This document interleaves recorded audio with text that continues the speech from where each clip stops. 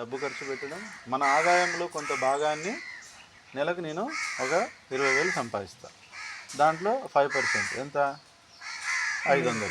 500 1000 రూపాయలు ఈ 3 పనులకు కేటాయిస్తే దాన్ని ఏమంటారు? సత్కర్మ. సత్కర్మ. బాగుందా?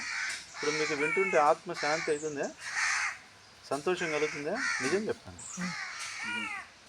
ఇది మిమ్మల్ని బలపరుస్తుంది. ఏది? పంచమోక్ష సోపానాలను ఆచరణలో పెడితే మీకు సంతృప్తి కలుగుతుంది, సంతోషం కలుగుతుంది, మనశ్శాంతి కలుగుతుంది, ఆనందం కలుగుతుంది, బలం వస్తుంది, ఆరోగ్యం వస్తుంది. ఇప్పుడు వస్తున్నట్టు అనిపిస్తున్నాయా లేవా? దారి కనపడుతుందా మీకు? మోక్షం దారి కనపడట్లేదా? ఇది సత్కర్మ. 4వది. ఈ 4 ఏంటివి? ఇవి కర్మలు. అంటే కూర్చొని భగవన్నామ జపం చేయడము, శరీరంతో మనసుతో చేసే పని. స్వాధ్యాయము అంటే ఏకాంతంలో కూర్చోవాలి. స్వాధ్యాయం అంటే ఏంటి? ఏకాంతంగా చేయాలి. ఎవరికి వాళ్ళు ఏకాంతం. మన సెల్ ఫోన్లు అన్నీ చూస్తాం కదా, అట్లా ఎవరికి వాళ్ళు పర్సనల్గా పోయి కూర్చొని ఎక్కడైనా ప్రశాంతంగా ఆ గ్రంథాలను ఎదురుగా పెట్టుకొని, ఇప్పుడు పీడిఎఫ్లు వచ్చేసినాయి అన్నిటికీ, పీడిఎఫ్లు పెట్టుకొని ఈ గ్రంథాల్లో ఏం చెప్పబడింది అనేది చదువుకోవడం, గుర్తుపెట్టుకోవడం, రాయటం, మళ్ళీ అవసరం పడితే చెప్పగలగాలి. మనం ఇన్ని మహావాక్యాలు ఉన్నాయి కదా, వాటిని చెప్పగలగాలి. దాన్ని ఏమంటారు? స్వాధ్యాయం. 3వది సత్సంగం. సత్సంగం అంటే ఈ ఇద్దరు చేసేవాళ్ళతో మాత్రమే రిలేషన్ పెట్టుకొని ఉండాలి. ఈ సంఖ్యను పెంచుతుండాలి. పెంచి వాళ్ళతో మాత్రమే మనం సంబంధ సంపర్కాలు, లావాదేవీలు, ఇచ్చిపుచ్చుకోవడాలు, నమ్మడం, నమ్మించడాలు అనేటివి ఈ 2 చేసేవాళ్ళతోనే కలిగి ఉండాలి. ఈ 2 చేయలేదంటే నమ్మచ్చా? ఎందుకు నమ్మకూడదు? వాడు నామజపం చేయడం లేదు కాబట్టి వాడు కర్మ తెగడం లేదు. వాడు ఏం చేస్తే పాపం చేస్తాడు. అవునా కదా? కర్మ తెగకపోతే ఆ కర్మ పాపాలు చేస్తాడు. అట్లాంటి వాడు పాపి. జపం చేయడం లేదంటే పాపి. పాపులతో స్నేహం చేయకూడదు. జపం చేసేవాడు పుణ్యాత్ముడు, వాడితో స్నేహం చేయాలి. ఓకే కదా? స్వాధ్యాయం అంటే ఏంది? వాడు పుస్తకాలు చదువుతున్నాడంటే ధర్మగ్రంథాలు ఏముంటుంది? అబద్ధం ఆడద్దు, పర స్త్రీలను ఇది చేయొద్దు, పర ద్రవ్యాన్ని ఆశించదు, ఇతర డబ్బును ఆశించదు, ఇవన్నీ ఉంటాయి కదా. అంటే వాడు నీతి వాక్యాలు, ధర్మవాక్యాలు నేర్చుకుంటుంటాడు. వాడితో స్నేహం చేస్తే వాడు మనకు మోసం చేస్తాడా? ఆ కొడుతుంది లోపల జ్ఞానం అని. వేరే ఏం చేస్తున్నాను అడుగుతుంది లోపల, అడగదా? కాబట్టి వాడితో మాత్రమే స్నేహం చేయాలి, లావాదేవీలు చేయాలి, డబ్బు ఇవ్వడం తీసుకోవడం అనేది అంత పెట్టుకోవాలి. ఇవి చేయడం లేదనుకో స్వాధ్యాయం. బయట వాడు స్వాధ్యాయం చేస్తున్నాడా? జంతు జీవితాలు అవి. మనిషి రూపంలో ఉన్న జంతు జీవితం. నమ్మకూడదు. వాడు ఏం చేస్తాడు? వాడికి తెలియదు, విషయమే తెలియదు. అంటే ఇది పుణ్యం, ఇది పాపం అని వాడికి విషయం తెలియదు. అట్లాంటి వాళ్ళతో ఆర్థిక లావాదేవీలు పెట్టుకుంటే ఖచ్చితంగా మోసం చేస్తారు. లేదంటే మన డబ్బును దుర్వినియోగం చేస్తారు. వాళ్ళకి ఇది కూడా చేయదు, బాయ్కాట్ వాళ్ళు. ఇది కరెక్టేనా నేను చెప్పే మాటలు? తప్ప?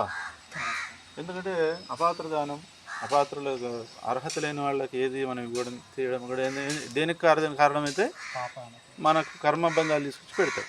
కాబట్టి ఈ సత్సంగం దగ్గర కూడా జాగ్రత్త వహించారు. సత్సంగం అంటే ఏందిందో కాదు, బయట చెప్పేవని వినొద్దు.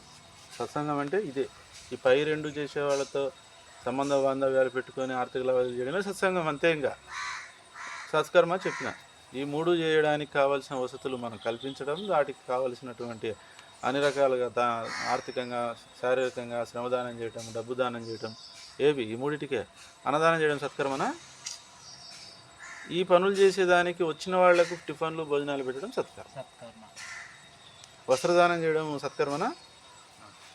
ఈ 3 పనులు చేయడానికి వచ్చిన వాళ్ళు ఉంటారు, వాళ్ళ గుడ్డలు సరిగా లేవనుకో, ఆ బట్టలు ఏమన్నా వాళ్ళకి అందిస్తే అదేమవుతుంది? సత్కర్మ. ఏదన్నా సమస్యల్లో ఉంటారు 10 మంది, సప్పుల్లో ఉంటారు బయట వాళ్ళు, వాళ్ళ డబ్బులు ఇచ్చేద్దామా? పాపం అప్పుల్లో ఉంటారు, డబ్బులు ఇచ్చేద్దామా? అది ఏమవుతుంది? అది సత్కర్మ అవుతుందా? జనాల దృష్టిలో సత్కర్మ. అబ్బా అప్పుల్లో ఉంటే పాపం సాయం చేసినాడు అంటారు. సత్కర్మ అది వినడానికి.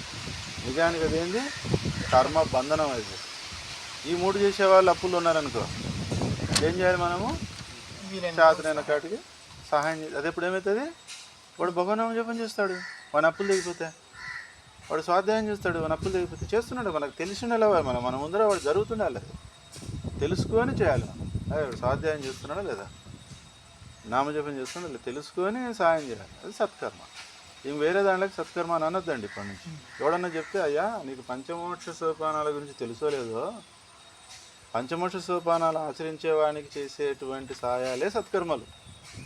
వాళ్ళకు పెట్టే అన్నదానం మాత్రమే సత్కర్మ, వాళ్ళకు చేసే వస్త్రదానం మాత్రమే సత్కర్మ, వాళ్ళకు చేసేటువంటి సహాయం మాత్రం ఏదైనా సరే సత్కర్మ కాదా?